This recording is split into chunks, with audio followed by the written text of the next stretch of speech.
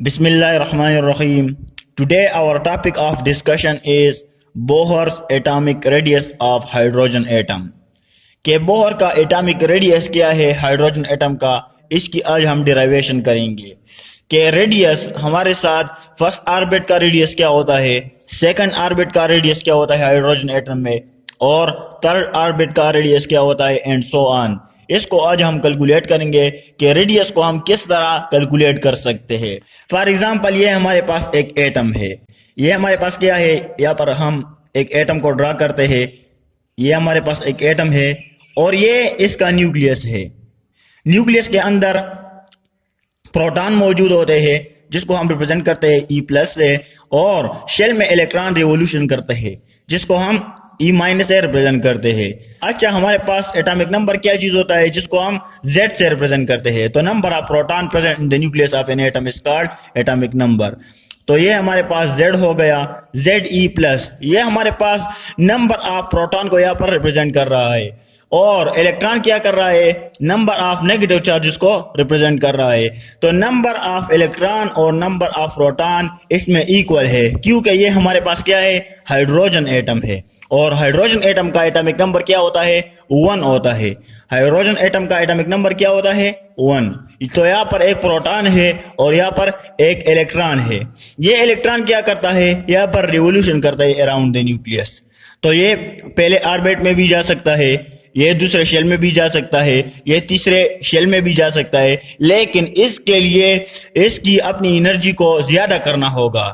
Means अगर ये दूसरे ऑर्बिट में जाएगा तो इसको अपनी एनर्जी दूसरे ऑर्बिट के बराबर करनी पड़ेगी, तब ये दूसरे ऑर्बिट में जा सकता है।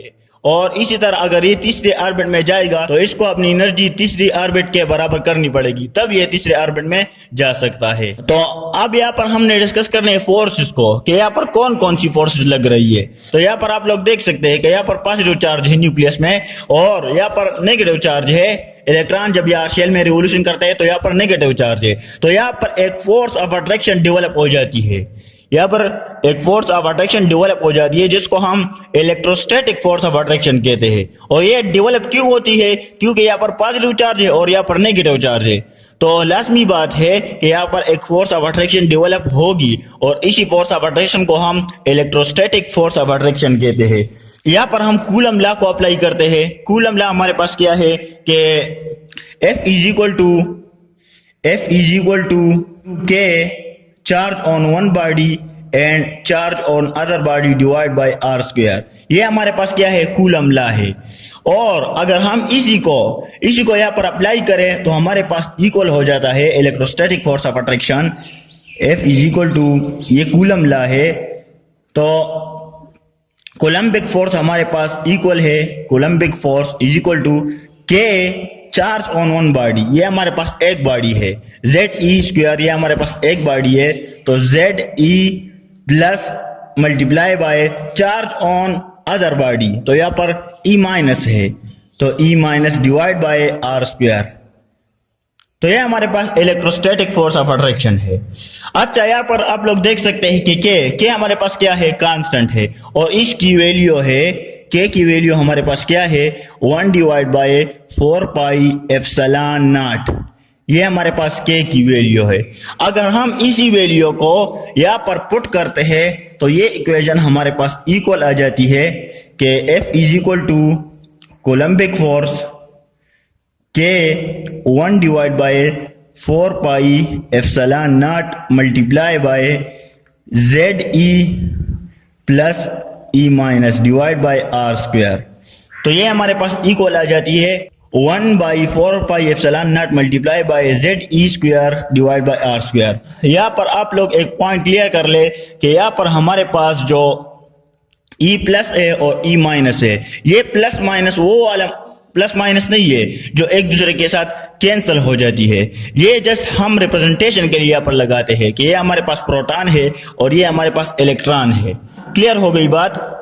तो इसको हम इस तरह भी लिख सकते हैं कि F Coulombic force is equal to 1 by 4 pi epsilon nought multiply by Ze square अगर यहाँ पर ये चार्ज यहाँ से हटाया जाए और ये प्लस यहाँ से हटाया जाए तो ये हमारे साथ डबल ई बन जाता है, तो Z E square divide by R square.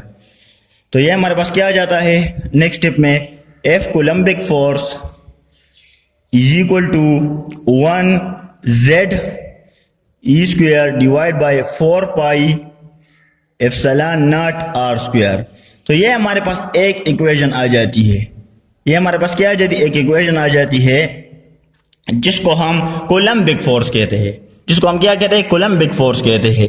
अच्छा, हमारे पास यहाँ पर एक और फोर्स भी लग रही है, क्योंकि एक फोर्स है तो काम नहीं चलेगा, तो यहाँ हमारे पास एक और फोर्स भी लग रही है जिसको हम सेंट्रीफ्यूगल फोर्स कहते हैं या सेंट्रीपिटल फोर्स कहते हैं।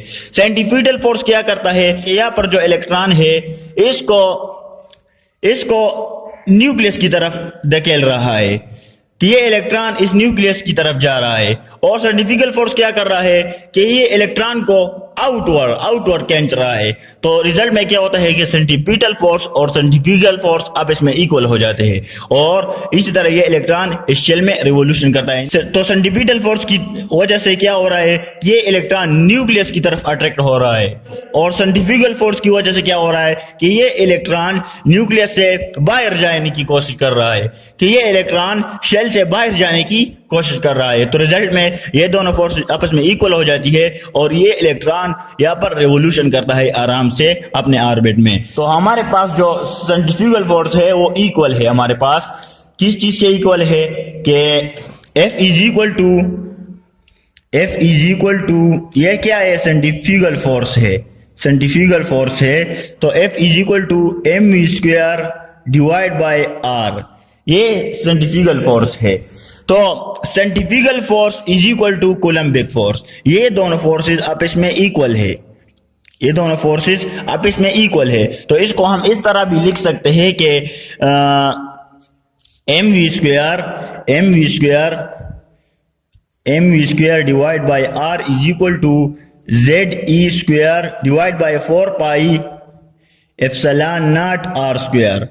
तो यहां पर आप लोग देख सकते हैं कि ये r इस r के साथ कैंसिल हो जाता है, तो हमारे पास बच किया जाता है mv square is equal to Z E square divide by 4 pi epsilon nought r।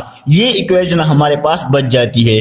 अगर हम इस r को यहाँ पर ला देते हैं और mv स्क्वायर को यहाँ पर, तो हमारे पास इक्वेशन कुछ इस तरह का बन जाता है कि r is equal to Z E square divide by 4 pi epsilon nought, यहाँ पर ये mv स्क्वायर यहाँ पर r की जगह पर आ जाता है, तो mv स्क्वायर। तो ये हमारे पास एक इक्वेशन बन जाती है जिससे हम r की वैल्यू कैलकुलेट कर सकते हैं। लेकिन यहाँ पर एक प्रॉब्लम क्रिएट हो जाती है कि जब हम ऑर्बिट की वैल्यू कैलकुलेट करेंगे तो यहाँ पर हमें हर ऑर्बिट के लिए अलग वेलोसिटी को भी फाइंड करना पड़ेगा, जो कि बहुत मुश्किल काम है। तो इससे जान छुड़ाने के लिए हम इस इक्वेशन को थोड़ा सा रीअरेंज करते हैं ताकि हम इस मसले से बच जाए। तो हमारे पास एंगुलर मोमेंटम गिवन है, जो कि बोर का पोस्टुलेट है हमारे पास एंगुलर मोमेंटम के mv r is equal to nh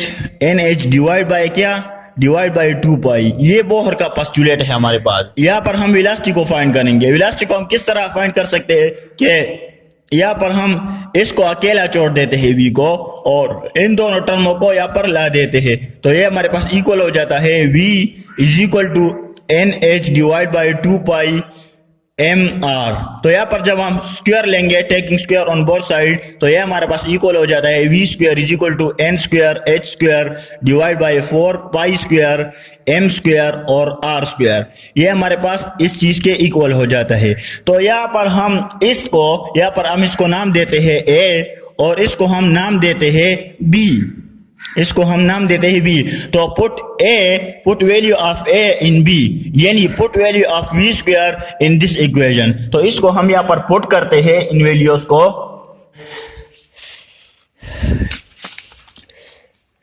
इस इक्वेशन को हम यहाँ पर दोबारा लिख देते हैं कि r is equal to Z E square Z square 4 pi epsilon nought M V square. तो वी स्क्वायर की जगह हम ये वाली वैल्यूज पुट करेंगे कि N square H square divide by 4 pi square M square R square. तो यहाँ पर हम इसको थोड़ा सा इसको उलट कर लिखते हैं ताकि ये इक्वेशन हमारे साथ बैलेंस आ जाए कि 1 और V square is equal to ये ऊपर चला जाएगा और ये नीचे चला जाएगा। तो 4 पाई स्क्वायर एम स्क्वायर और R square divide by N square H square. यहाँ पर हम इसको अब मल्टीप्लिकेशन में लिख देते हैं, v की वैल्यू यहाँ पर पुट कर देते हैं। तो r is equal to Z E square 4 pi epsilon nought m, यहाँ पर v की जगह हम ये वाला टर्म पुट कर देते हैं। तो 4 pi square M square R square divide by N square H square. यहाँ पर आप लोग देख सकते हैं कि ये r इस r के साथ कैंसिल हो जाएगा, ये m इस m के साथ कैंसिल हो जाएगा, ये 4 इस 4 के साथ कैंसिल हो जाएगा, पाई के साथ कैंसिल हो जाएगा। तो हमारे साथ यहाँ पर 1 बच जाता है। तो 1 is equal to Z E square divide by epsilon nought और मल्टीप्लाई बाय पाई m और r यहाँ पर बच जाता है divide by N square H square. ये हमारे पास बच जाता है। अब हम इसको लिख देते हैं कि 1 is equal to Z E square pi m r divide by epsilon nought N square H square. तो अब हमें r चाहिए, तो r को हम अकेला छोड़ देते हैं और इस पूरे टर्म को हम इस दूसरे साइड पर शिफ्ट कर देते हैं। तो हमारे पास ये इक्वल हो जाता है कि r is equal to epsilon nought, ये डिवाइड बाय ये मल्टीप्लिकेशन में चला जाएगा N square H square divide by Z E square pi और m, यहाँ पर ये आ जाता है हमारे पास। अगर हम इसको थोड़ा सा और रीअरेंज करते हैं तो ये हमारे पास इक्वल हो जाता है कि epsilon not H square divide by Z E square pi और m, ये हमारे पास इस तरह आ जाता है। और n को हम मल्टीप्लिकेशन में यहाँ पर लिख देते हैं। ये भी हमारे पास कांस्टेंट है, एप्सिलॉन नॉट भी हमारे पास कांस्टेंट है, h भी हमारे पास कांस्टेंट है, ZE भी हमारे पास कांस्टेंट है, पाई भी हमारे पास कांस्टेंट है और मास भी जो होता है वो भी हमारे पास कांस्टेंट होता है। अगर हम इसको कैलकुलेट कर लेते हैं तो इससे हमारे पास वैल्यू आ जाती है कि r is equal to 0.521 multiply by 10⁻⁻11 metre multiply by यहाँ पर n स्क्वायर, ये हमारे पास आ जाता है। अब अगर आपको फर्स्ट ऑर्बिट का रेडियस मालूम करना है तो क्या करना होगा, r1 इज इक्वल टू 0.52, ये 9 है मेरे ख्याल, मल्टीप्लाई बाय 10⁻⁻11 मल्टीप्लाई बाय यहाँ पर 1 स्क्वायर। तो 0.529 मल्टीप्लाई बाय 10⁻⁻11 मल्टीप्लाई बाय 1, तो 0.529 मल्टीप्लाई बाय, तो इससे हमारे साथ आ जाता है तकरीबन 0.529 एंगस्ट्रॉम। ये फर्स्ट ऑर्बिट का ये 1 है, ये फर्स्ट ऑर्बिट का हमारे पास क्या है, रेडियस है r1। इसी तरह अगर आपको सेकंड ऑर्बिट का रेडियस चाहिए तो इसको आप कैलकुलेट कर सकते हैं कि r2 is equal to 0.529 multiply by 2 square. तो इससे आपके पास आ जाता है 2.11 एंगस्ट्रॉम। इसी तरह अगर आपको तीसरे ऑर्बिट का रेडियस चाहिए तो 0.529 मल्टीप्लाई बाई 3 स्क्वायर, तो इससे आपके पास आ जाता है 4.75 एंगस्ट्रॉम। ये हमने पहले से कैलकुलेट कर रखी है ताकि बाद में टाइम ज़ाया ना हो। तो ये हमारे पास बोहर एटॉमिक रेडियस है कि इलेक्ट्रॉन फर्स्ट ऑर्बिट में भी जा सकता है, सेकंड ऑर्बिट में भी जा सकता है और थर्ड ऑर्बिट में भी जा सकता है एंड सो ऑन। तो ये हमारे पास बोहर एटॉमिक रेडियस है कि बोहर एटॉमिक रेडियस को हम किस तरह कैलकुलेट कर सकते हैं। यहाँ पर आप लोग देख सकते हैं कि एप्सिलॉन नॉट हमारे पास परमिटिविटी है, permittivity in space, permittivity in water, permittivity in air. तो अगर हमारे पास दो चार्ज बॉडीज है, दो चार्ज बॉडी है ए और बी, ए और बी हमारे पास मौजूद है। तो अगर ये स्पेस में है तो ये दोनों चार्ज बॉडीज एक दूसरे को किसी और अंदाज से अट्रैक्ट करेगी। अगर ये दोनों चार्ज बॉडीज वाटर में होगी तो ये इसका अट्रैक्शन का अंदाज कुछ और होगा। अगर ये दोनों चार्ज बॉडीज स्पेस में होंगी तो इसका अट्रैक्शन का अंदाज कुछ और होगा। ये नहीं, ये मीडियम टू मीडियम चेंज हो जाती है एप्सिलॉन नॉट।